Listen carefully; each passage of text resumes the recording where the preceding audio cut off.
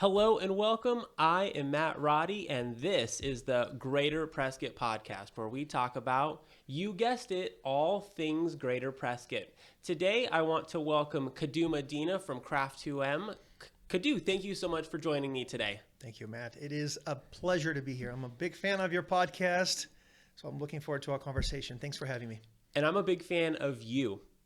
You and I had the opportunity to be a client of yours for 2 months. True. It was almost 2 years ago when I was doing some real estate stuff. And like I shared before the podcast, I really think that the reason I'm doing what I'm doing is from some of my experience with you. And so I really appreciate your guidance at that point.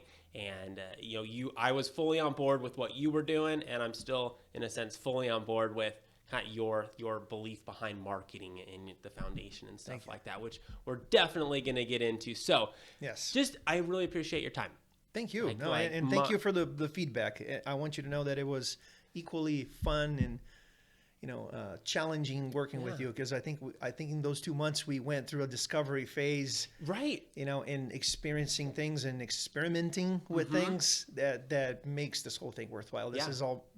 To me, is what marketing is all about. Is really getting what we talked about before the show. No fear. Yeah, that's it. It was awesome, man. There's so many moving parts to it. Yeah, that getting stuck on one way is just, it's detrimental, because there's so many moving parts. Yes. So to get things started, give us some of your background. Where were you born and raised? What'd you do when you were a kid? I always want to set the context for why the heck you do what you do now. Yeah, it's starting with the name, right? Who the heck is Cadu? I get so many, looks when I introduce myself. It's so normal to me now that you say that. There's always a second and third take, like, oh, hi, nice to meet you. My name is Cadu. Say what? What was that? Yeah. So I born and raised in Brazil, São Paulo, Brazil. Okay. The megalopolis of São Paulo, known to some people. And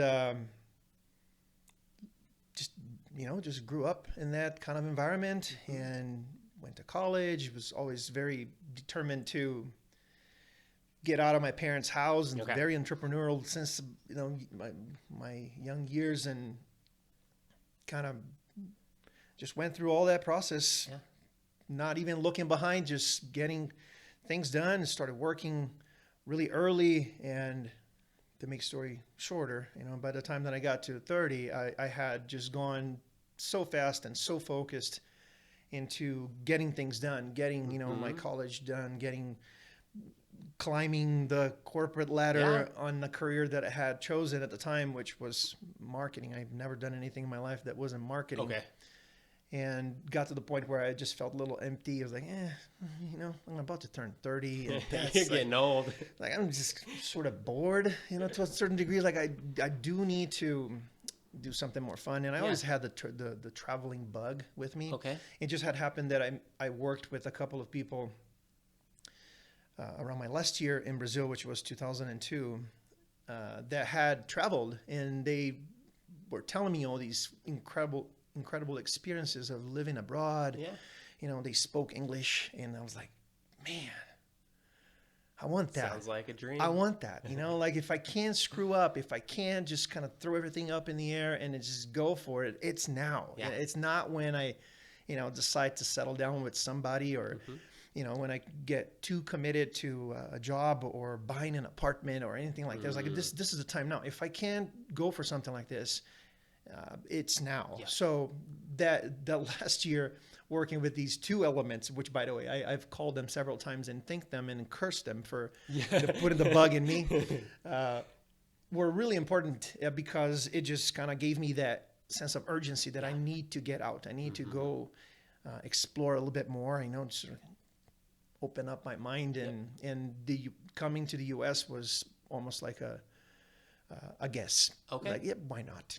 Like, why the United States? I get asked that question all the time. Why did you come? I'm like, well, I liked English and I wanted to speak English. So the U.S. sounded like a good place to come. It's probably a good place. And I knew one person in San Francisco that I had worked with in Brazil.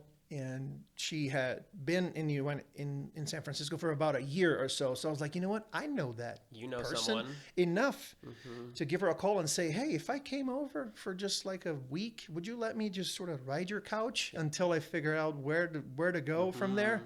And she's like, sure. So that's what I did. I just threw everything up in the air, sold everything I had, and bought a ticket, enough money to just get me through maybe about a month. Okay.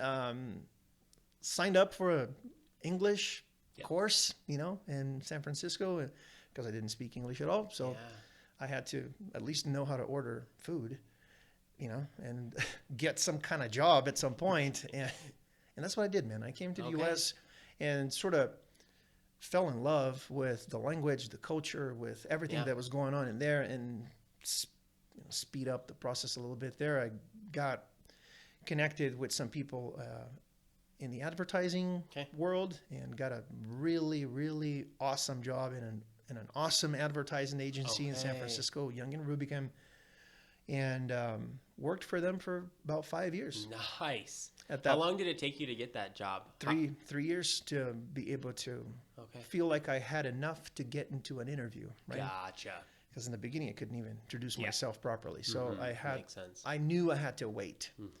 So while I waited, you do things like many immigrants have done. Like you work at a restaurant, you bus tables, you you make it happen. You do whatever you have to do to get through. And anyways, it all worked out. I went right back to working in marketing for that agency, which was an incredible experience working with, super talented people, massive accounts that we worked with. And I learned a ton. Kind of went back to school at that point because I felt like my language was good enough to sort of kind of start studying again. And I wanted to develop the vocabulary, the industry vocabulary a little bit more. So I went back to took a bunch of classes at Berkeley University, in branding and integrated marketing, all that kind of stuff. And so anyways, just kind of kept on living and met my wife, got married, had a child, moved to Prescott. And that was 2011. All right. No, moved here in 2007, sorry. Worked for Y&R and also briefly for Yahoo remotely. When remote working was just kind of crawling into our lives. It wasn't even a thing. People would like, but you just fly there all the time? Office. What the hell? How do you do that? So for about 2 years, I did that for Young and Rubicam and Yahoo, sort of remotely working for them, and until I kind of try to figure out what to do here in town, right? And I was sort of doing what you were doing, kind of discovering what is the next chapter of my life? What am I going to do here in this small town? Because we moved to Prescott with absolutely nothing on the schedule. No jobs. My wife and I. My wife she was raised here, so her parents are here. Her sister and kids were here, so we had that family. But that was good reason to come. But we had nothing else on the schedule for us. Like no work, we didn't. We lived with her parents for about a year until we kind of figured out, where we would live. And you rent first, and you kind of think about buying later. And then, the good old, let's kind of figure this out. Totally. But work wise for me, like I had done nothing but marketing in my entire life. And when my first employment in marketing was in 92. Wow. And so like that's a long time. And anyways, I was just super tired of the corporate thing. And also the corporate thing wasn't really available here. Right. Definitely not. I did my homework before we came, I kind of contacted a few companies, and it was like, oh my God, there's no marketing jobs for me there. And if there is, it's going to be like a front desk / marketing job. Exactly. It wouldn't be enough for me. The marketing will be secondary to kind of your main task. That's right. Almost like an attached responsibility to something else, and it wouldn't be enough to feed my family. And it's like, all right, since I don't have that option, then I have everything else as an option. I could do anything else. I've always been the kind of half full kind of guy, right? So like, all right, so if marketing is not an option, then anything is an option. What would I like to do?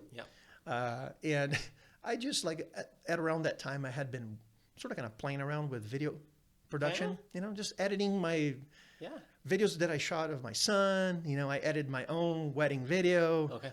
And I was kind of getting good at that. And I kind of liked working with video editing. So I was like, you know what?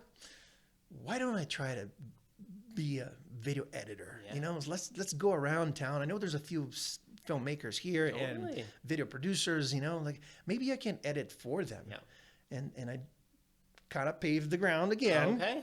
When knocking on doors. Yeah. There's a funny quick story here, but I knocked on. We love tangents. Jeff Robertson is a longtime Prescott filmmaker that's been here for quite some time. Okay. I don't know if he was born here, but anyways, Jeff Robertson with Big Picture Video had been in Prescott for a long time. And he was a well-established videographer here, working with all the big companies in town. So I as soon as I start asking around the name keeps popping who up. are the people here that do video production, but Jeff just came up like right away, right? So I knock on Jeff's door. Yeah. Hi, I am Cadu Medina. Who? Cadu Medina. And I know you're a video production company. I would like to see if you have an opportunity for me here to kind of work for you as a video editor. And I want to intern or do some small jobs for you or anything. I'm just trying to kind of find my space here as a video editor. Would you consider kind of giving me some work? And he was like, what kind of experience do you have? I'm like, none. Yeah. I have never done any commercial video editing. And he was like, dude, how can I possibly help you? It's a small town. I do my own, full production here. No, I don't have anything for you. Okay. But he didn't know that I was persistent. And because when you don't have anything to lose, you have only things to gain, right? Yeah. Hey, Jeff, remember me?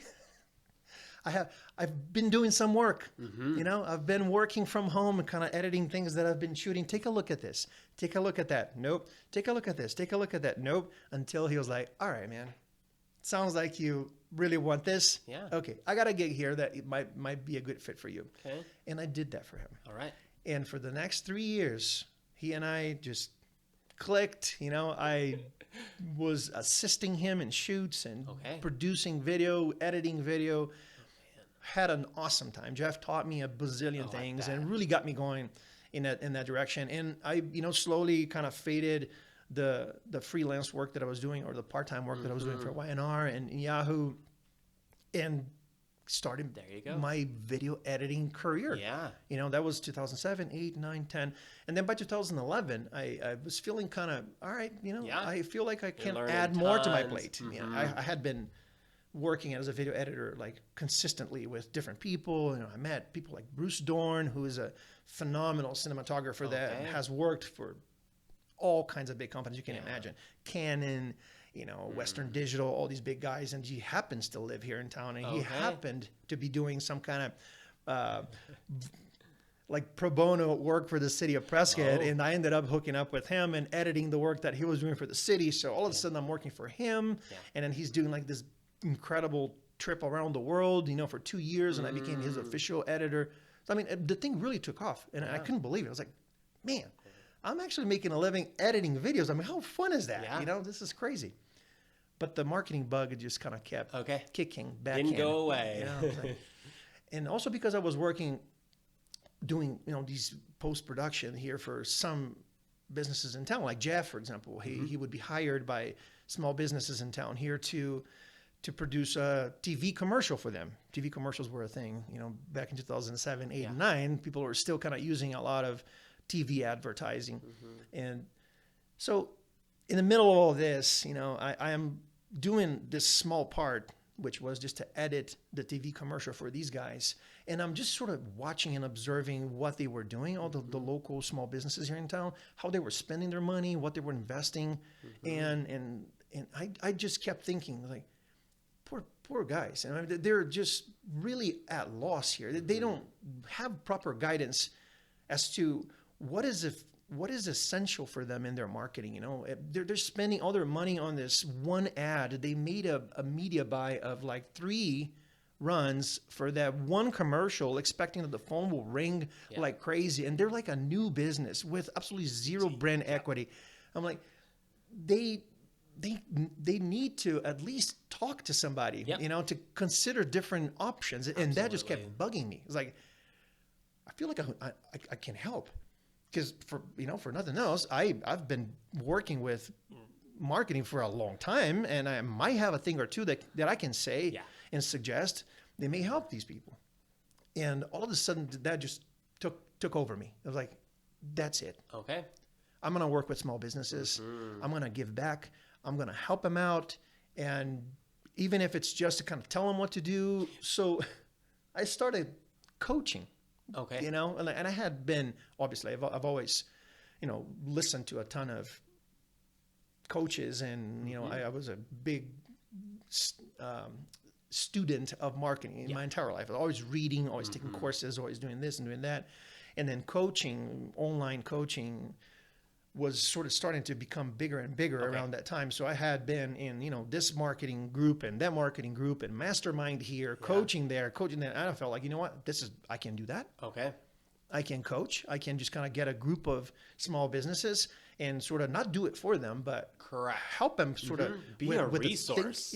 With the thinking behind this, you know, like before you pull the trigger on whatever you're going to do, let's think about this, you know, let's kind of see what the options are, analyze your business, your market, your needs, your audience, and then the tools that we have available, you know, social media, video, this and that, blah, and see what fits. Exactly. What is the most essential and efficient, and you know, had a super fun time kind of doing that for a little while.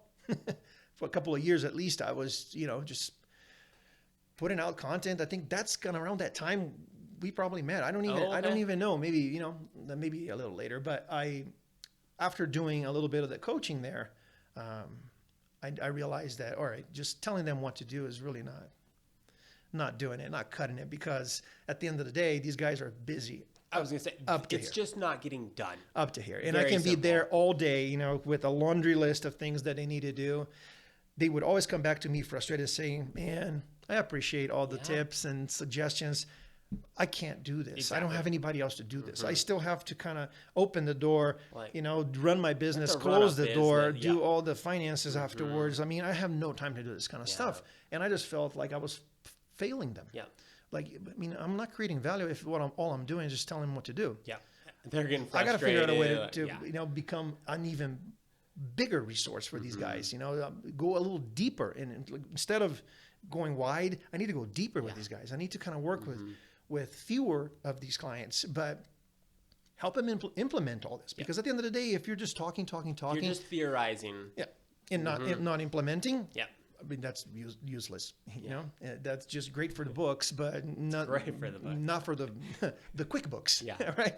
It's good for the marketing book, but it's not good for the quick books. Yeah. So I was like, you know what, I'm going to bring some people together, find some other resources, and kind of act more like an agency now for these guys, you know, where I can not only advise them and consult and guide them and you know, just go do what I was doing, which was not just tell them what kind of marketing they should do, but also kind of sit with the business owner there and sort of kind of look over the numbers, you know, the products and the markets that they were playing in and all that, really being a important resource here, an advisor, you know, to the business owner. But I'm going to bring some resources now so that when we're done at the end of the day here, kind of designing a plan for them, I want to be able to implement the stuff, you know, not get it out of the paper and make it happen for these guys and continue that support, continue that partnership with implementation. So that's what I did. And, you know, in 2011, I started, not 2011, maybe a little later, but started Craf2m. Okay. The marketing agency. That's why I didn't call it an advertising agency, because it's not just the implementation of marketing. It's the thinking process behind marketing, is the actual strategizing of marketing. So I wanted the word marketing to be in there, right? So a marketing agency instead, to work with these fewer clients, but go all the way in. On a much deeper level. Yeah. And that's it, man. Like, and I've been riding this wave with... Man. You're almost 10 years in. I've been in Prescott 13 years. Yeah, but almost 10 years with Craf2m. In town. Wow. And, you know, I just love what I do, love the guys that I work for, even those that parted ways with me. Yeah. I think we were talking about this a little earlier today. You know, I am just as proud of gaining a new client as I am of letting a client go and saying, you know what, you outgrew me. Yeah. You need to move on. And here are my suggestions for you. These are the people that you can contact or this and that, because that's the kind of level of commitment and partnership that I have with everyone that I work with. Like I don't have this competitive mentality. I love working with everybody. Right. I love working with people that are even competitors, of course, you know, in the books, like they're also, you know, marketing businesses as well. If that means that we're creating more value for our clients. Amen. And there's absolutely, it's kind of like, well, maybe that comes from my musician side, you know, because I've played guitar for a long time. I don't know if I'm a musician, but I've played guitar for a long time, had bands and all that type of stuff. You know, and there's a thing that I always say that when I play by myself at home, you know, and I'm just kind of practicing with my guitar and singing and all that, it takes me up to a level of zen, right? I reach that kind of level of energy, of satisfaction doing that. When other musicians tag along and we play together, dude, that thing just goes off the roof. It's like crack cocaine. You know what I mean? It's just insane how much energy you get out of it. And there's no comparison. There's Amen. For me, in marketing is the same thing. Like working with a client alone, fun. It's great. Bringing collaborators and sort of kind of bouncing ideas, brainstorming, implementing, seeing things grow, and celebrating that collaboration, right? Not just going like, no, I want you to not even mention your name in this. This is my work. Saying that we all together did this, it just takes me to the extra level, you know? So, and after being here for this long, basically I've gotten to work with almost everybody in town that does anything remotely close to marketing, right? And I love that because I have great friends that I collaborate with nowadays and serve, you know, my clients the best way possible. So like I'm in Haven, man. I'm like, you know, that has nothing to do with the bottom line, you know, numbers. Like, is the agency, you know, super successful? We have to define the metrics here. Yeah, exactly. If it is in terms of how much passion I have into it, how much fun I'm having with it, and how much value I'm creating for these clients, I feel like we're riding a pretty tall wave right now, and I'm just loving it. I love it. Was that a long story? That is one story. way to take us all the way from born and raised to right now. But it paves the way, as you know, and all these things along the way pave the way. Yeah. And not only are we going to talk about Craf2m, but I always want people to get a sense of how did Craf2m happen? Because then I think it makes what you do even more powerful. People understand it even better. Because you could tell us about marketing all day long, and that's fine. It's kind of like you reach your zen. But when you share your whole story, all of a sudden, it just really elevates the experience, and people get a sense of who you are. And so I appreciate it. Yeah, no, absolutely. So I don't even know where to go because we've covered a lot. Let's do this. Why don't in about a 1-minute clip, tell about Craf2m so that I have a nice little 1-minute video that I can get out there so that people know what you do as a business. Yeah. So Craf2m for me is this passion project where I get to partner with clients, preferably small businesses, because that's where my heart, you know, pumps the hardest. Clients that have the need to bring a resource in to help them navigate how confusing this marketing world is. You know, I have the capability of producing all kinds of marketing services and tactics and all that type of stuff. But more importantly, I think that the best value that I can bring to the table for these clients is the thinking, is the partnership, is the commitment, is that long-term, in-depth, you know, dive into their business and making it better and growing it, improving it, whatever it means to that business owner, that growth, right? Numbers, or just simply make it better, more easy for them to navigate. I like to be that kind of resource. There's plenty of versions of what good marketing would look like, right? There's all kinds of versions of tactics and platforms and channels and strategies and all kinds of stuff. But at the end of the day, you have your own. As a Amen. business, you have to have your own. You have to have what is, efficient, what is really effective for your business, and more importantly, something that you can consistently deploy and continue to, invest in without compromising your business in many other ways. Finding that, developing that workflow, developing that process, identifying these opportunities, and implementing these opportunities in a way that you can manage that moving forward is always the challenge, is always the hardest part. Because if you don't do that, if you don't find that groove, if you don't find that workflow, if you don't find that really like stable, consistent flow of your marketing, obviously the smart version of it, you're just always going to be patching things. You're always going to be overspending, overinvesting, overdoing things to sort of salvage whatever harm is bothering you right now. And you see that a lot, unfortunately. Yep. I think my mission as a marketing agency is not to be the one that knows it all, but is to be the one that will help you identify what works for you. Yeah, I mean, you've said it.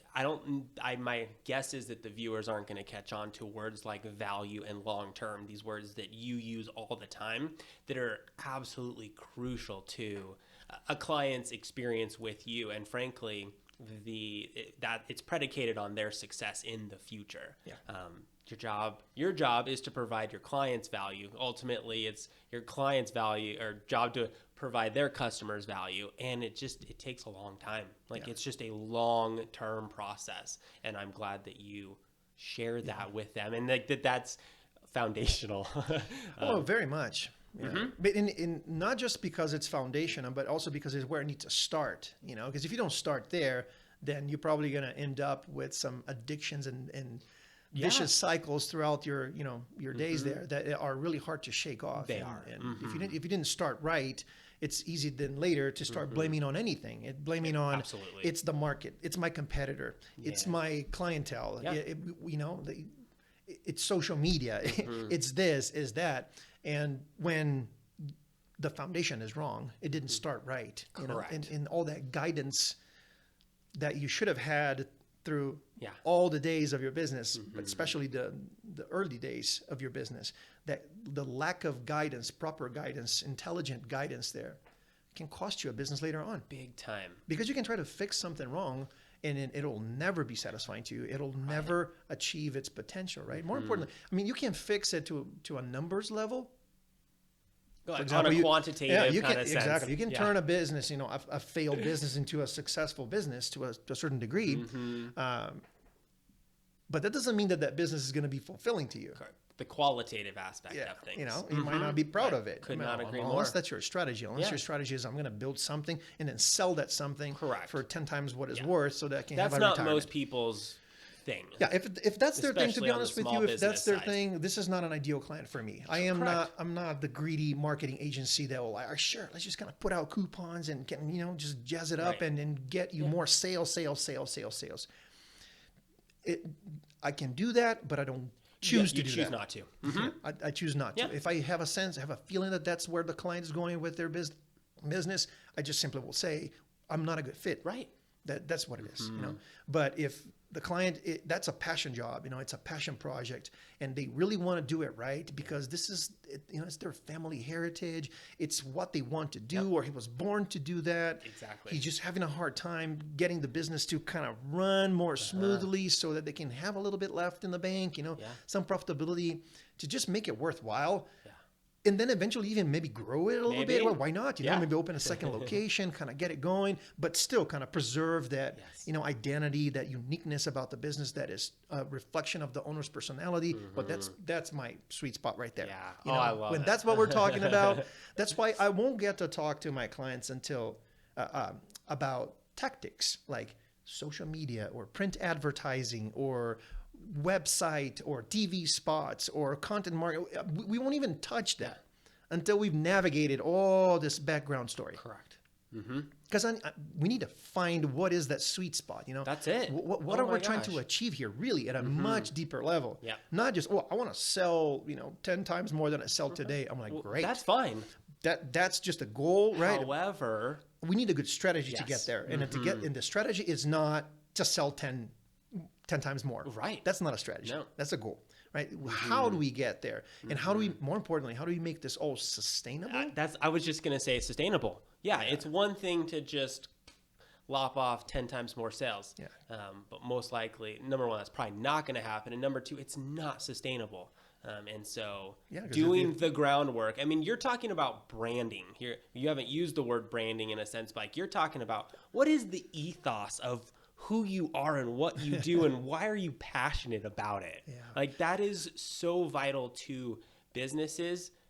The word branding throws people off big It time. does. So I try to save it. Why don't you clarify to the people or give your spiel. I think the best definition of branding that I've heard so far was by who's one of the coach there. Anyways, doesn't matter.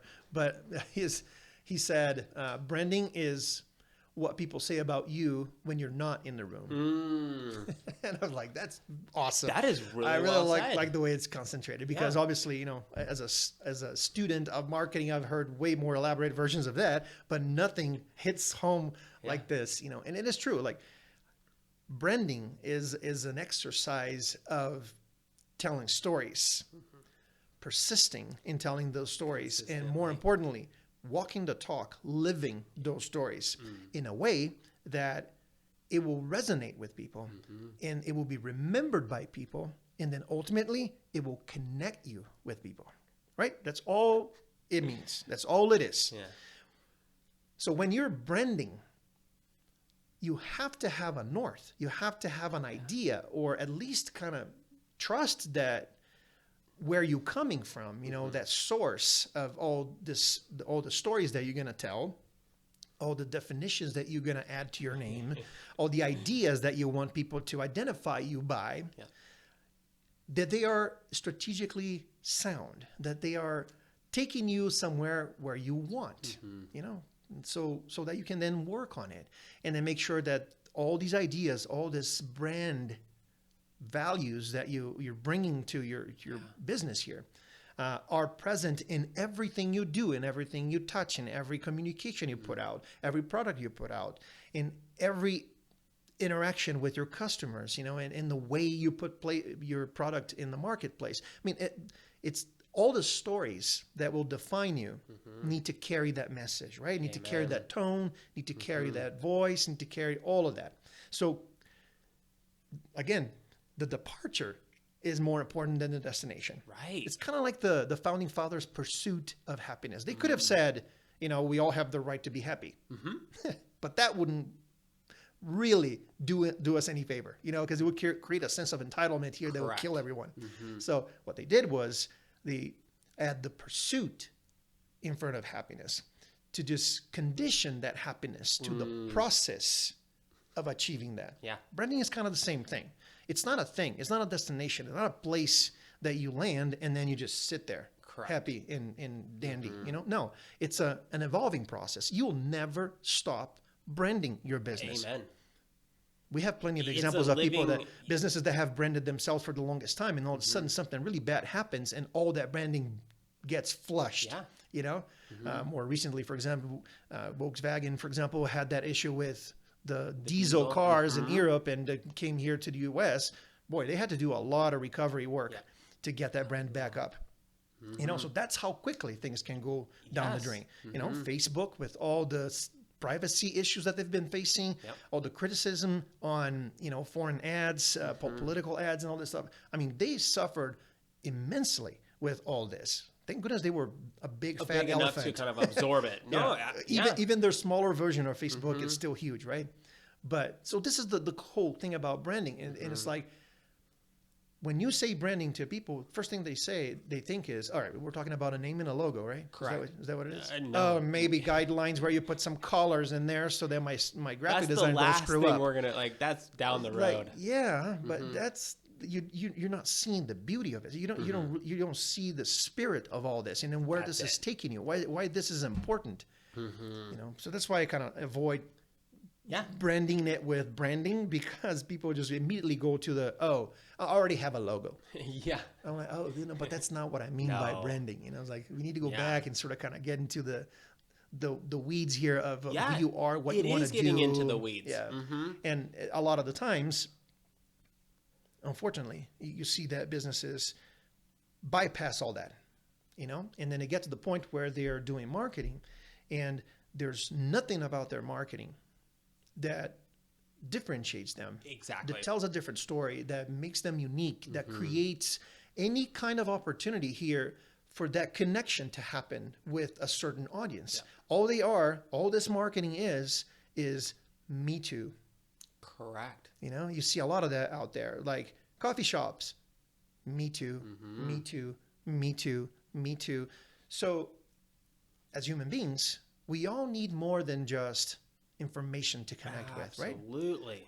Way more than that. Like, I know there's plenty of people out there, but not everyone's going to be my friend. No. What makes them my friend? Some level of like deeper connection, right? Yes. I need to sort of kind of, there's initially that I look at Matt and like, Matt looks like a nice guy. Maybe he's a potential friend.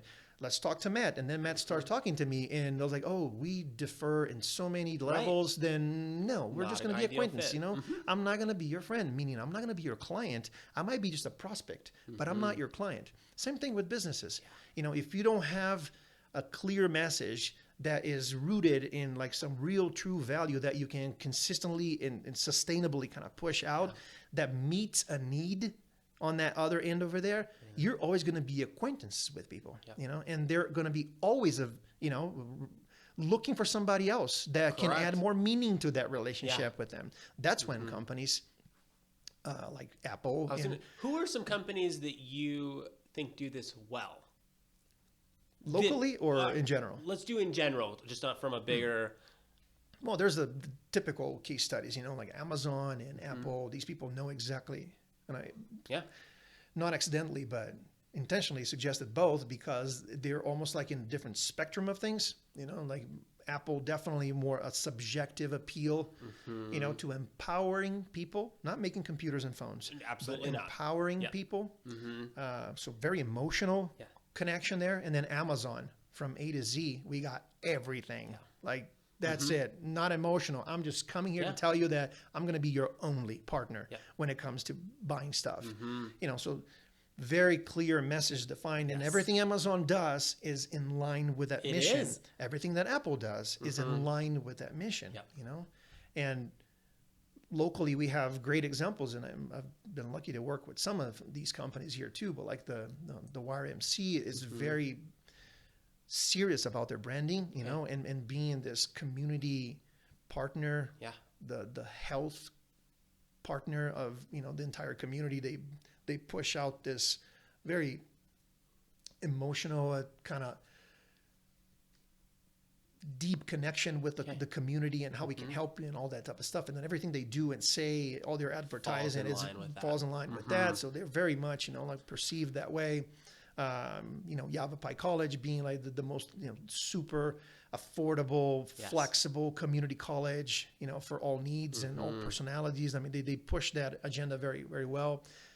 And this is, again, these are examples of, they're large examples, but there's small examples, small businesses also that kind of do that, like my friends at Summit 4x4. Oh, Jesse. Yeah, they started as, you know, Jeep company and then eventually kind of moved on to a more broad approach, Summit.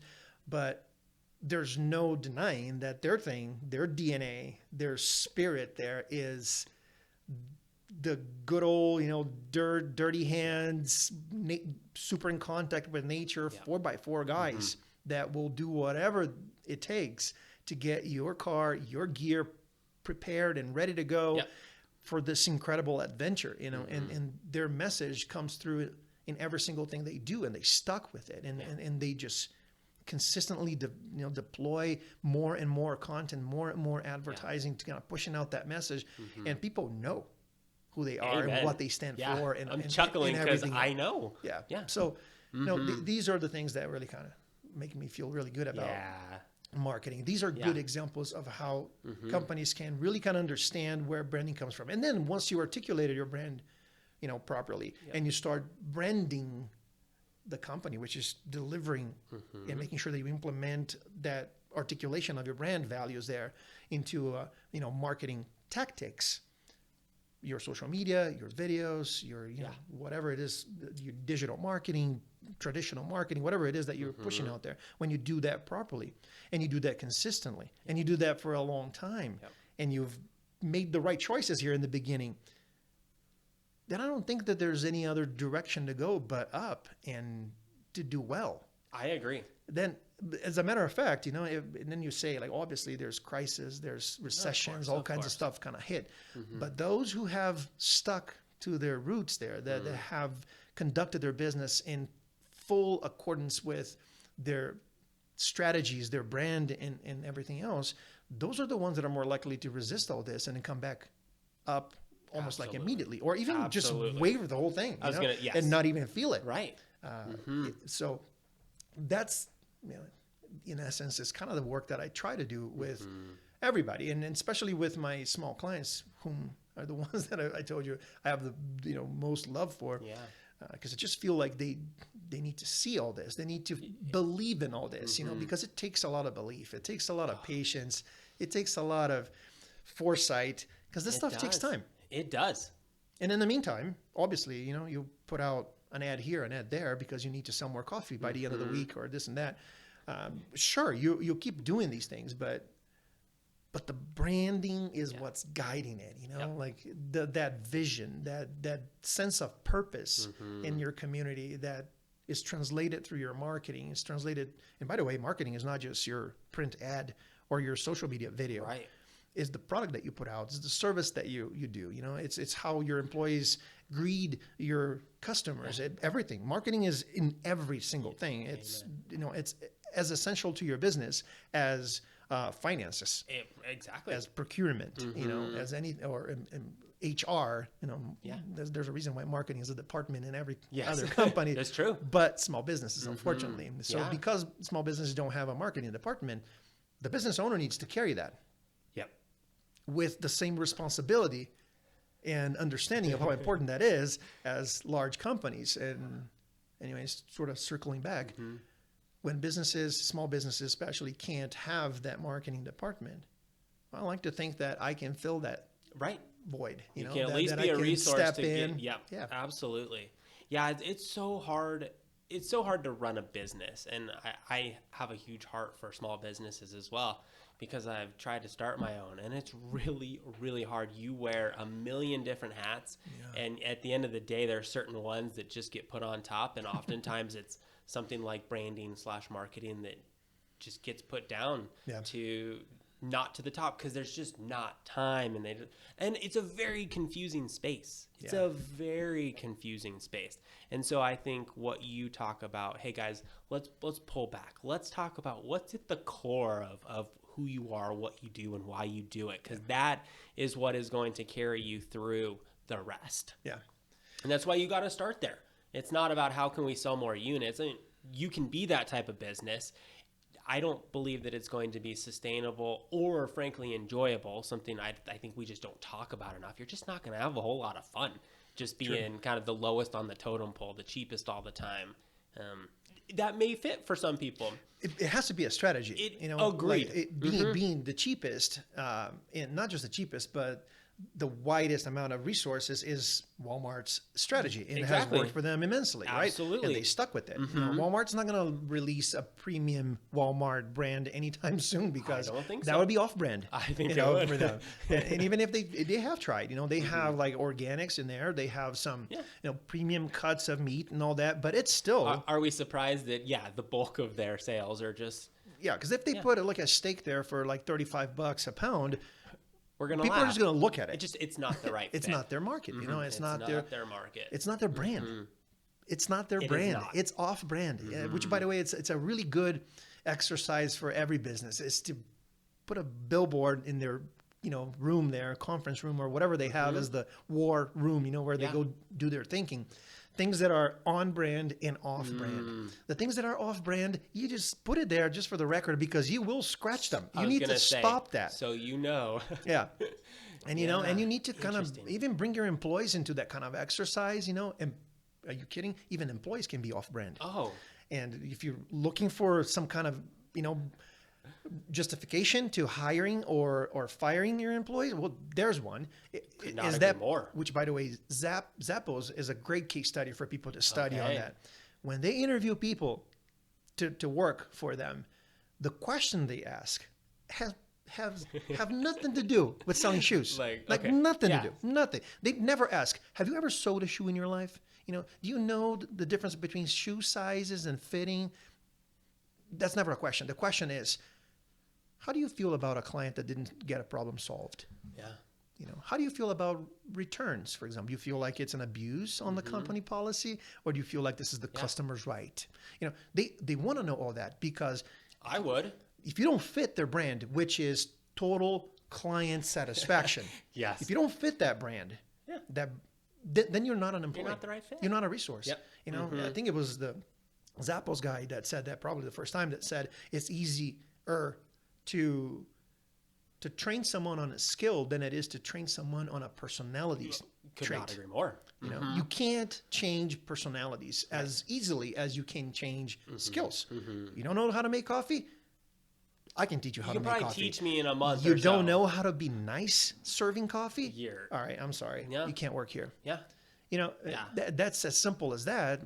Well, not as simple as that, but you know, yes.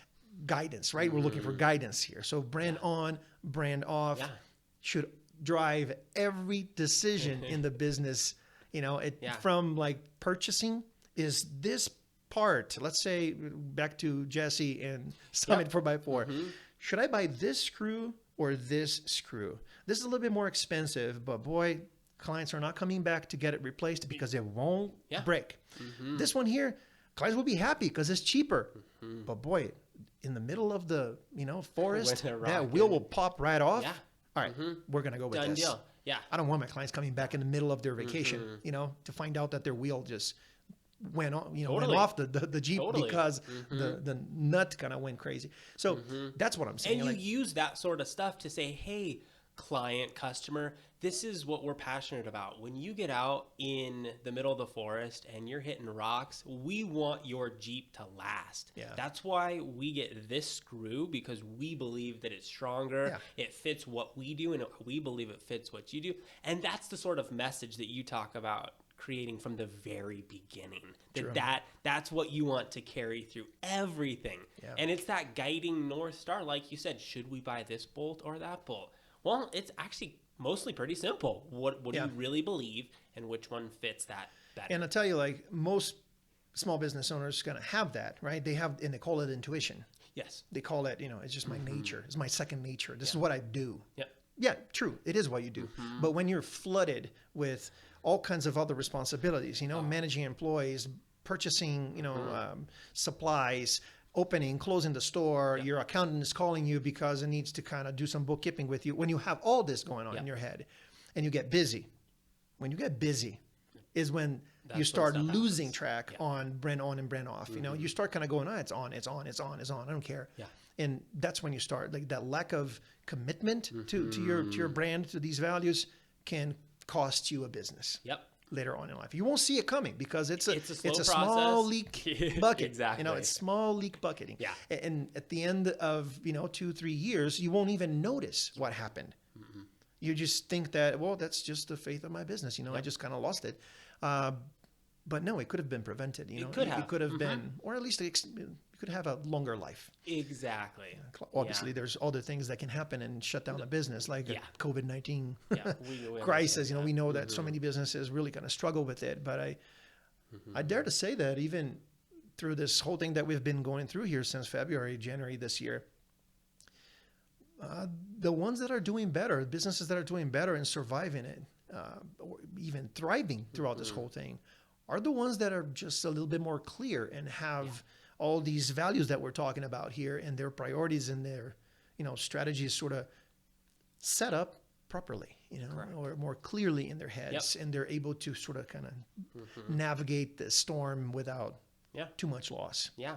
I would say the work that you do on the front end with businesses absolutely simplifies and saves time in the future. I mean, it's just work that you do now that you've got that guiding North Star that the answer tends to sometimes be very simple. Like, yes, no, like it fits. Which is a curse in disguise, right? Because it's the hardest sell.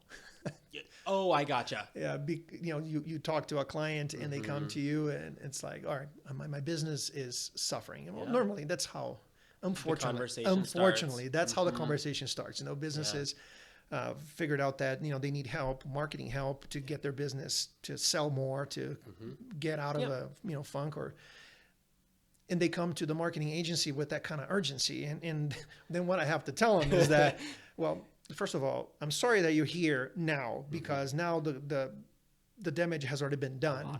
It's really hard to kind of get back from it. And all I can help you with at this point is to correct some directions and then slowly kind of take you, step by step to a better place, right?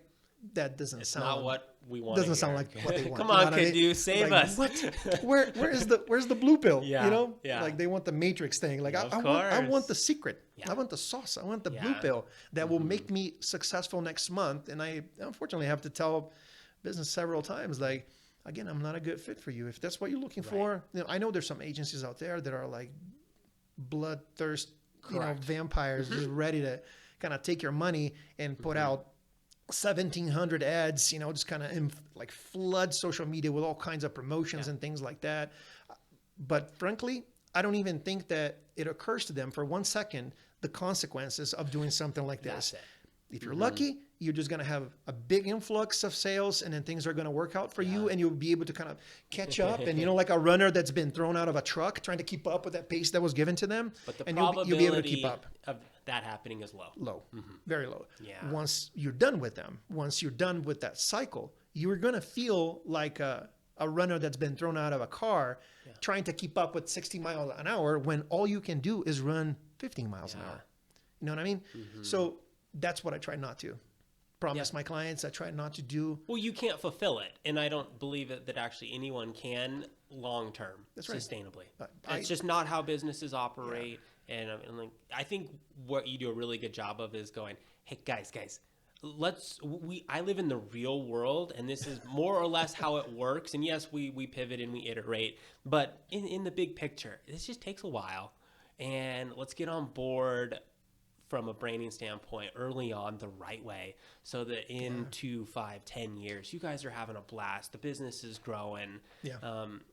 And there you go. It's really easy, because I also am very interested in what you're interested in, and it's easy for you and me to know this kind of in our heart. But when a business comes in and wants to grow, well, it's not that easy. And I'm doing to myself and to my company, to my brand, what I'm telling them to do to their own, right? I'm sticking to my guts here. I know this is what I can do better, not just because I have the magic talent for it, but just because it's where my heart is. It's where I feel like I can hold on to that and then run with it for years. I will not run out of juice and passion and energy to work with you if we work in this modality. If we're going to do, the quick and dirty, 1 month promotion, let's just get this thing going. I will run out, and I will no longer be a good resource for you. And that to me is the worst compromise. Correct. I can't do that. And I have, unfortunately, obviously, I had to learn, right? I took some wrong turns every now and then, and I ended up with like clients that could have been great relationships down the road, turned out to be big failures, and although I accept them and I understand that these are part of, any kind of progress that you can make. You got to fail more times than you succeed, obviously, but they still hurt me, personally. Of course. And I got to the point, man, I'm not old, but I've been doing this for a little while, that I get to choose what I want to do and how I want to work with and what I want to do. And I do the same thing in personal relationships and everything else. I do get to choose, because I'm the only one who benefits or loses from this kind of stuff, That's so it. At the end of the day, I'm going to own it. I'm going to own my failures as much as I'm going to own my wins. And my choices are just part of this. I don't get it right all the time, but I'm going to try my best every time. And that's been my motto, And obviously I'm going to make mistakes, which by the way is part of marketing too, like we're always kind of experimenting, trying different things. And, you bring some analyticals to it, and Of you course. make sure that you minimize But at the those same time, mistakes. But it doesn't mean that you there's a won't make lot of mistakes. change. You will make Yeah. mistakes. You know, it's part of the entrepreneurial, world and spirit. Yeah. But I want to minimize it if I can, and it starts by just being really true to my core values. And my core value is I'm in for the long run. Yeah. I'm here for the slow cooking, not for the Yes. fast burning. Yeah. And I think that's really powerful for you to be able to share with potential clients and clients that, hey, what I'm offering for you guys to do, or what I would recommend that you do, I'm also doing. I feel like there's this unique part for a marketing business to go, you know what? I'm actually doing as a business, as a person, what I'm recommending. Yeah. And here's how it's worked out for me personally and business wise. And I mean, you can now look back 10 years and give people like, hey, this has been the process that I have subscribed to, that I believe that you should also work towards. Yeah. And I think there's a lot of power in that. Not many businesses have that, almost like they can look at you, Cadu, and go, he's doing what he's preaching. That's really unique for a business. It's very unique. Have you ever thought of that? Oh, absolutely. I thought about that the other day going, if you want to know how good a marketing company is, just start looking at how they market themselves in a sense. And and really this is actually something that, I mean, I've studied it for years, and if you've ever been to marketing school or business school, you end up kind of touching that more than once, right? Good. It is a deep field of study.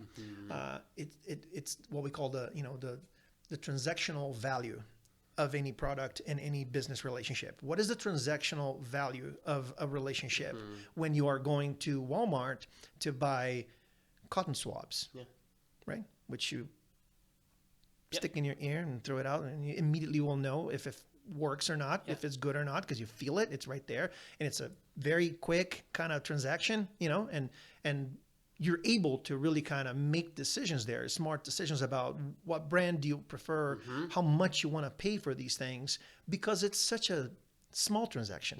It's a small transaction.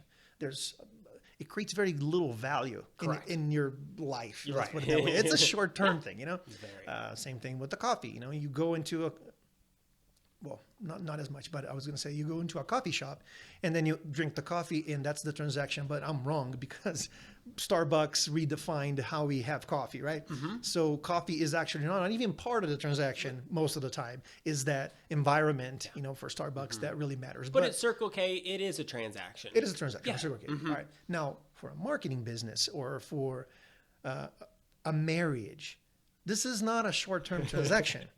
The transactional value that comes out of that transaction there is for the long term. It affects your life in so many different ways, affects your business in so many different ways, that you should be more critical. You should be more analytical. You should really kind of go a little deeper into that decision process. Do I want to affiliate myself with that service, that product, for all of the other reasons? So it's not just the marketing agency, bringing it back to our case here.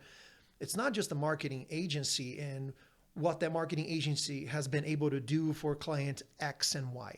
Is how that happened that really matters. Who is Cadu? How does he work with people? How does he conduct his own personal life? How is he in meetings? Do I get along with him? Is it is a fun process for me? Is it a fulfilling process for me? Is it adding to my life, enough value to justify that relationship? Because let's say the opposite version of that, if you spend 2-3 years with an agency that is just destroying your business, is really kind of corrupting your brand, is creating a lot of, insecurities and anxieties and fears in the relationship with that client there. I mean, it's hard to come back from that.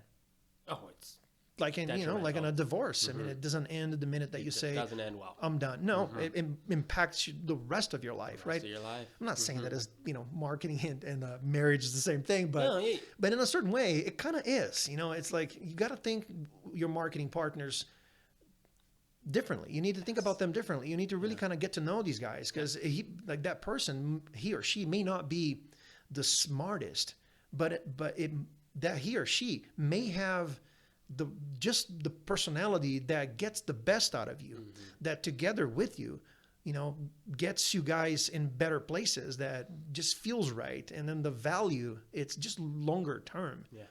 I don't know. That's always been my thing. Like, I'm not a cotton swab. Right. I don't sit here behind this desk talking to a client saying, "What do you want?" Yeah. Yeah. Oh, you want it blue? Or you want it blue? What font do you What want? size? You Yeah. like, okay, your Arial font? Arial font. What size? 20. 20. Yeah. I will eventually do that, That obviously, is- because you know what? Yes. We'll discuss all this kind of stuff, but this is not the value. Correct. This is the cotton swab. Could not agree more. You can't value our relationship here and base the decisions of staying with me or not, or doing work with me or not, on my ability to take orders from you. It's what else, how committed I am to you, or how comfortable you feel working with me. How much do I understand your brand, Yes. your business, and how much do I fit in there? Yep. Do I have some kind of synergy, going on there? So more likely that relationship will satisfy you and be good for your business and for you personally, as well. Yeah. I'm glad you used the word satisfaction. Because most businesses are so small, my desire is for them to actually enjoy what they do. They typically start with, it's a passion project in a sense. I'm good at whether it's we hope so, right? Right, we hope 'Cause so. if it Fixing isn't- 4x4s, doing hair, whatever that is. And I always want that passion to continue. Yeah. And so at the end of the day, the week, the month, the year, I want these business owners to go, you know what? I still enjoy what I do. But there's so much that gets in the way of that when it comes to being a business owner. And I think that's where the branding really helps clarify a lot of things and keeps people the branding going. is the grounds for all these conversations to happen, because again, this is not just personal, it's business too. Yeah. So, but it's not just business, it's personal too. Yes. And man. which, by the way, when I was doing coaching, that was one of my, strategy lines. It's not just business, it's personal. Yeah. And that's a people tend to, great line. and like being brought up in the 90s, in my career context here. In the 90s, I think we were forced to kind of do the opposite, right? It's not personal, it's business. So, and now I think let's just annihilate, quiet down all these personal instincts and feelings and all that, because at the end of the day, we just want business. We want processes, bottom line, we want you to describe your role in this, this business, so that I can hire people more easily. If I lose you, I can hire someone just like you, I'm like, you can't define me by the tasks that I perform in your business, Right. Like, it's how I perform these tasks, how my coworkers are inspired or not by how I do this here, how I'm able to add to the whole energy and vibe in the office. I can't put that on a piece of paper. You can't hire someone with a recipe of, you want to replace Cadu. Here's Cadu's recipe. Well, let's just replace it and we're good. No, everyone's going to bring something different to the table. Back to the Zappos idea. You can teach that list of skills to anybody. Doesn't mean we're all going to perform it the same way. Of course. But that's the personality thing, Yeah. No, we're definitely seeing a renaissance of going from this corporate mentality to, no, it's what's the ethos of your business. Like, that has to come out. And that's what people are really starting to connect with, or frankly, not connect with, which is why you have to do it. Like, it is I true, feel like, end of story. If you're not doing it moving forward, then you're just not going to enjoy yourself and have as successful of a business, however you define that, as you could. Yeah. Yep. Yeah, I think that just like in the history of marketing, back in the 1900s, and I love kind of reading the stuff, it's probably my favorite period of marketing, the early 1900s. Not just because I love how they did things. Obviously, I love the way things look. The vintage advertising is awesome. Like, I got pictures in my office, vintage advertising, all that. But not just that, is how we evolved from there. That is what I really love. Like, from there, I forgot the name of the guy who first did something he is regarded as like the father of advertising. Okay. Right? And I'm sorry, I can't think of his name now. I'm terrible with names. But he, in the early 1900s, really early, like 1905, 6 or something like that, he was the first guy who said, I think we need just to kind of tell people that we are here.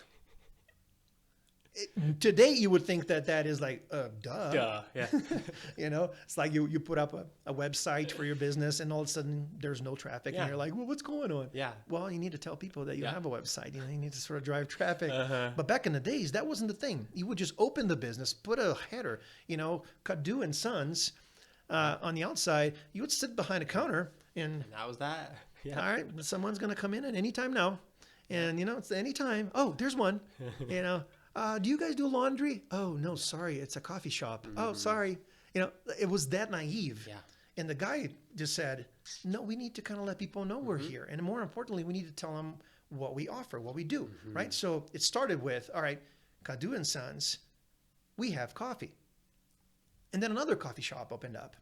And then I was like, competitors. All right, they're taking too much of my clientele. Let's kind of revamp it. Cadu and Sons, we have coffee that is sweeter. Then these guys here go like, we have coffee that is sweeter for a whole day. Ooh, we have coffee that is sweeter all day, and it comes from Brazil. Yeah. You see what I'm going with this? Absolutely. And then all of a sudden, you know, back in the 40s or 50s, the other revolution happened, which was, you know what, guys? Marketing is more than just telling people what we are and what we have. It's about telling them how they feel. Yes. Right? Yeah. Advertisers just had a blast with it. And I can even imagine how hard it was to sell. Oh. You know, to say like, Mr. Cadillac maker, we're not just going to say that your Cadillac is, you know, 200 horsepower, 4 wheels that are, you know, independently running in topless and it comes in 5 colors. We're just going to tell people that they're going to win the world behind the wheels. And the Cadillac guy like, are you out of your mind? I can't promise that. You know, and whoever did it first. Yeah, I was gonna say they probably won the battle. You know, let me like just pave the Yeah. ground. And all we do today, all we talk about is telling people how they feel if they consume your product, right? Yeah. Because they will connect with you in a much deeper level if you're able to tap into that emotional need than just to tell them we have coffee. Correct. You know, we don't tell them we have coffee. We tell them the treat of your day. Yeah. Period. Right there, you know? So I love this evolution. And I think that we're all still kind of learning, you know, and we're still all adjusting and getting creative and figuring better ways to do this. And the key to me, sorry for being so long on this, but the key to me is defining these qualitative, you know, adjectives that we put in a sentence there. When we say better for my business, that better not necessarily means more sales, Correct. more this or more that. You know, we need to really get deep into that. I Because agree. For you, better might mean easier. For me, it may mean longer. You know, for this guy over here, it may mean more sales. Yeah. For this guy over there means just fast growth because I want to sell this thing and retire in, you know, Brazil. Palm Springs or Brazil. Yeah. You know, so like it's about going back to the roots of things and making sure that you constantly need to revisit that too to make sure that you're not Yes. because it will deviate. You will take turns. Of course. And the turns are awesome. Kind of like I took a turn, you know, back in Sao Paulo. Right. You know, in 2002 and came to the United States. I never thought this was going to happen here and that I would stay and be here and have a family here. And, you know, and that was not the plan. Yeah. But the brand values at the time were just enough to nudge me in the right direction. Yeah. And here I am. Yeah. You know, like a version number 17 of my course. brand, but Of still course. guided by the same principles, by the same truth, Yeah. you know, of being happy, contributing to my environment, to my micro reality here, you know, doing what I can to make my corner of the world a better place for me and everybody else. Exactly. Well, I love that it. ended up pretty philosophical. That was didn't it? awesome. Well, it's in, and we'll segue Yeah. at this point, but that's actually, I think, a lot of what branding involves is like, what's this all about, guys? We're not talking tactics. We will, but we got to really talk about who are you? That's why when guys? you're going through those exercises with businesses where you have to define your mission and vision, you see the eyes rolling like, oh. If they my only knew God. how important that was. Yes. So I hope that you guys have in fact learned that that's really Remember where it begins and ends. If out of everything we said here, if businesses can just do that one exercise that I suggested, create a board in somewhere where you can bounce ideas and then put their brand on, brand off. Yeah. And remember what your brand is. And then start putting things down. In doubt, when you don't know, hire that person or not, buy this product or not, expand my business this way or not, do business with that partner or not, brand on or brand off. Yeah. That's it. Good.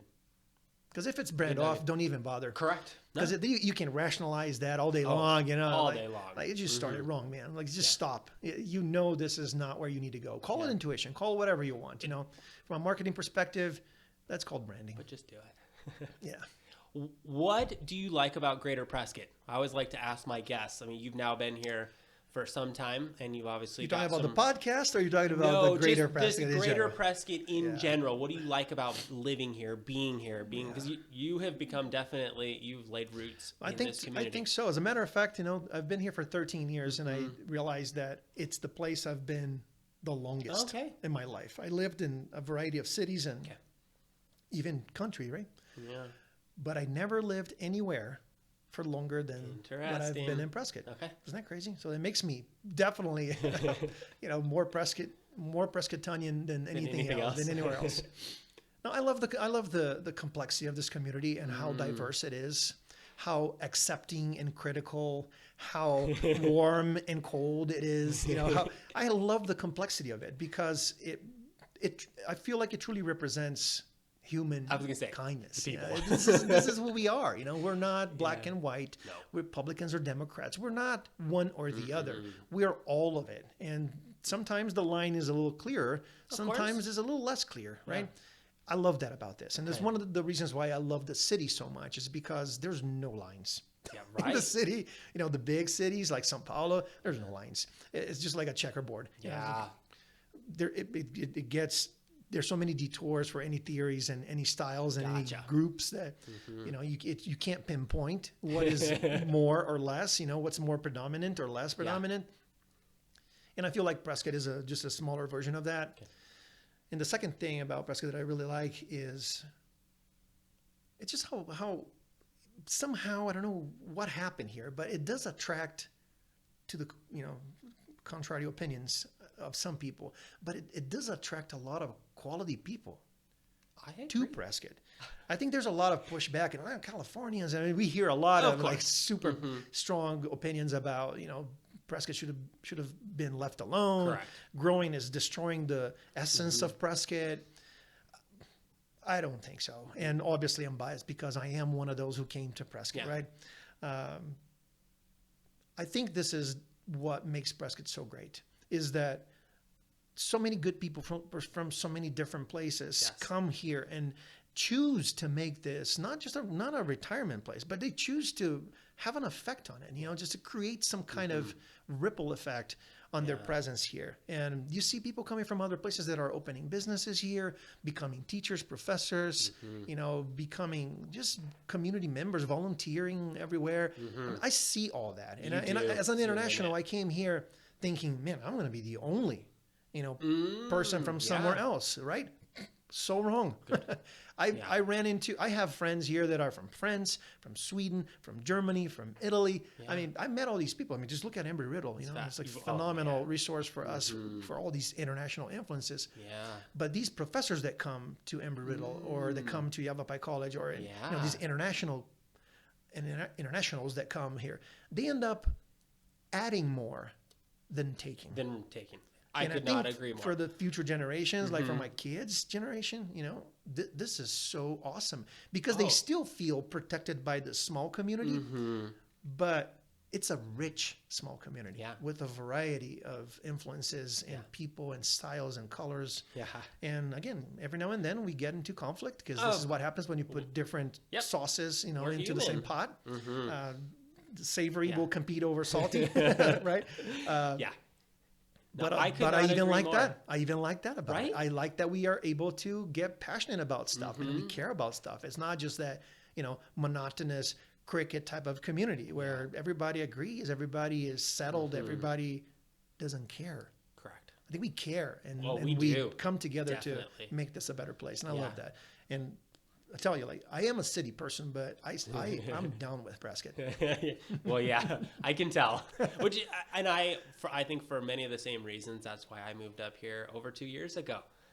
And one of the things that I love about this format and what I want to do more of is basically just keep sharing the stories. Yeah. I had my first non-business person on a week or two ago. He's a retired forest ranger. I met him. He told me what he's up to. And I'm like, I want your story to be told to the people. And we have an abundance of stories here. And that's actually one of the directions I really want to spend some good time on, is just letting people. I met a lady whose husband was a world financial controller for Intel. So he basically would help run Intel. Wow. And I'm going, can I have him on, can he be on my pocket just to share stories, right? Yeah. We have such a rich, diverse area, and I love that. Mm-hmm. Yeah.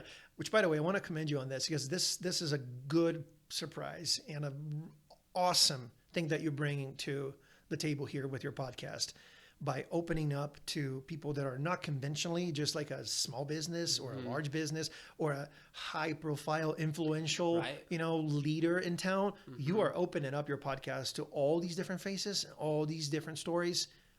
Dude, this is what Prescott is. Thank you. And this is a great contribution. Your podcast is a great contribution to our community, because a lot of these stories go untold. That's it. They go absolutely untold. And they're not more or less important than the big guy from Intel. Amen. Or the dude, from the PhD from Embry-Riddle that discovered the black hole deal, equally important. Agreed. Could not agree more. Because this is the fabric of this community, is this complex, very extreme, and diverse at times, and opposite at times. Yes. Fabric of what a society should be. Yeah. And well, thank you for that, because and for everyone to know, this is such a passion of mine. I just love it like crazy, and I just wish I had more time to interview more people and share more stories. Well, that just means that you're going to be doing this for a little longer. I think I will. I love that. It's long term, providing value. That's it. Good, man. I appreciate it. Thank you. All right, rapid fire question section. Oof. I hope you didn't cheat and listen to what the questions were. No, they're easy. You already know all the answers. And if you have more than one answer for each, just give it to us. All right. Let's do it. What's your favorite thing about Greater Prescott? Diversity. What's your favorite restaurant in Greater Prescott? Oh, that's a hard one. Yep. Give more than just one. Bill's Grill and the Barley Hound. What's the number one thing on your Greater Prescott bucket list?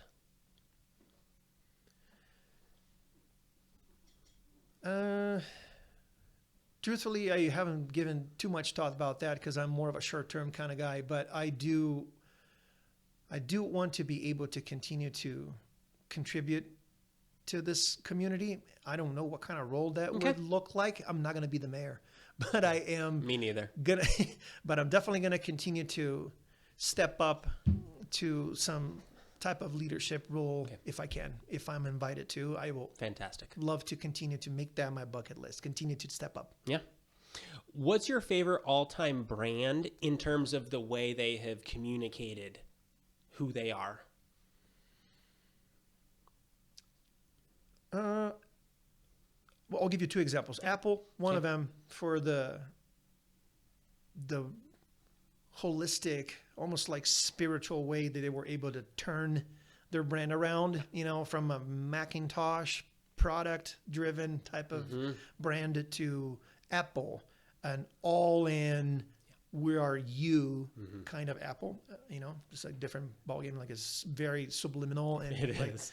if you had asked me if that would work, when they put out that commercial in the 80s of that lady coming with a hammer and smashing the PC on the table, I think a lot of people were like, oh. Yep, they're done. Yeah, you're just crazy. Like, that's not going to work. Yep. But it worked. Yeah. And I love what Amazon does on the other end. Okay. And how thorough in finding you and supplying you with what you want, not necessarily need, but what you want anywhere you are. They're just like a virus. Yeah. I love that. It's We just awesome. we could talk about Amazon. I'm sure you people could too. A Yeah. long time. There are things that Mr. Bezos has done that is just It's sick. It's so good. it's amazing. Yeah, it's so good. From distribution, their trucks on the road with a I big mean, you smile on just- it. I mean, Yeah. they're phenomenal. You can't avoid them. They're everywhere. Yeah, I love it. What are 3 words to describe living in Greater Prescott?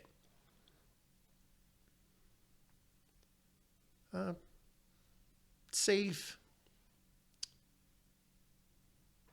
I think it's also,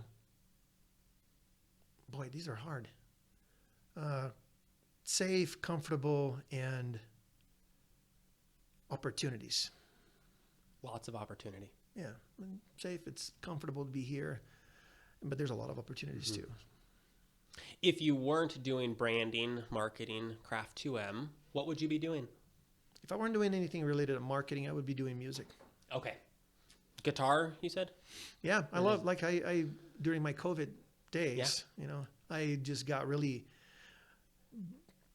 just bored. I needed my creative outlet was craving some kind of, my creative was craving some outlet. And I just decided to kind of record some music, and I kind of recorded a bunch of songs of me playing. Nice. I ended up kind of doing some collaborations with other people, which I would record a track, send it over to another musician. They would record their version of, you know, their track, and then I'll bring it back and mix it all together. And I have so much fun doing that. That is crazy. I can go through like 8 hours doing something like this, feeling like it's only been 30 minutes. You know, I kind of look up again. I'm like, oh my God. You're probably going to look at your watch right now and go, oh, wait, I got to get to work. The day is over. Yeah. Yeah. So music. I would do music. Last question. What's your favorite summer activity in Greater Prescott? I have a new favorite one. Ooh. Yeah. It used to be just kind of going out and kind of hiking around and, you know, discovering nature. I love being in nature. But now that you can swim in the lakes, oh, now you got me. I can't wait. I'm a water person. Man. Okay. Like now you can do your hiking and end up in the lake. Oh, can't beat that. That's been my dream since I moved to Prescott and I saw the lakes out there. Oh. And they told me, you can't swim. I'm Sorry. like, what? No, now that we can That's swim. awesome. Yeah. All right. Final thing. Tell the people how they can get in touch with you. And I'll also put in all your information. Thank you. No, the easiest way is just to come to the website, Craf2m.com. For personal reasons or business reasons, you'll find my email, my information there. So I'm always happy to talk to people, meet new people about business, or, you know, just chat about whatever else. Yeah. Craf2m.com. Perfect. CRAF2m.com. I'm sure you can spell it out properly. I will spell it out. That's another thing. Like when I branded it Craf2m, people were like, "Oh man, you're like, your name is Cadu and your company is Craf2m. You want to be unknown." Go figure, right? Yeah, but it's working out. It's fine. Are you still doing your podcast? I do. Share- In waves. Yeah. Tell the people real quick about your podcast. Yeah. So I have a kind of similar type of podcast. I end up interviewing more like businesses and talk about, we kind of geek out on, you know, their business and marketing and all that type of stuff. Yeah. So it's the Small Business Smart Marketing Podcast. Okay. Smart Business Smart Marketing Podcast.com or no, smallbusinesssmartmarketing.com. There's no podcast name. Or just CaduMedina.com. Okay. And it's on iTunes. Yep. You know, all places where Yeah. podcasts are downloaded from. Yeah. You're now the third podcaster I've had on. Yeah, Which is wow. This is great. There's a few. This is great. Podcasts are I mean, hot here in town. I told my wife, you're a podcast OG. You've been doing it for some time. Like original gangster, like you. This I don't know if I am that much, but I'm like maybe the second wave of Okay. podcasters. Yeah. Yeah, because podcasters have been doing this for a long Of time, course. obviously. Mhm. The first wave might have come around the 2000s, Okay. you know, late 2000s. So I didn't start mine until 2018, 17 maybe. 17. I want to say, yeah. Okay. So I'm like the second Second if not third generation of podcasts. All right. Yeah. Good. Anything we missed? Thank you for the opportunity. my Absolutely. friend. I really As enjoyed you it. guys heard, Cadu is at the very, very least a massive resource. And that's what I always tell people who are watching, listening. the person sitting across from me, my guest, is an absolute huge resource in whatever it is that they do. And when it comes to marketing and branding, start the conversation with Cadu. Ask them questions. If you're like most of us, you just like helping people. And so at least just, he's a huge resource. I'm a resource. Wait to qualify the resource after you use it. Oh. Don't be closed-minded. You know, like I like to be a resource. I hope to be a valuable resource to everybody. If we don't hit it off, you're not going to think I'm valuable, but I'm still a resource. Correct. And I go about my life thinking the same way and acting the same way. I count on resources, regardless of them being valuable or not. I don't know if they're valuable yet, but you know, if they look like a resource, if they look like they could help me with something, I'll give it a shot, because otherwise, how would you know? That's it. Thanks for your time. Thank you for having me. Let's close this puppy out. Hey guys, thanks for watching. I'll put up all Cadu's information, and thanks for watching. Thank you for having me. Thank you for listening. And catch up with you soon, man. Sounds good.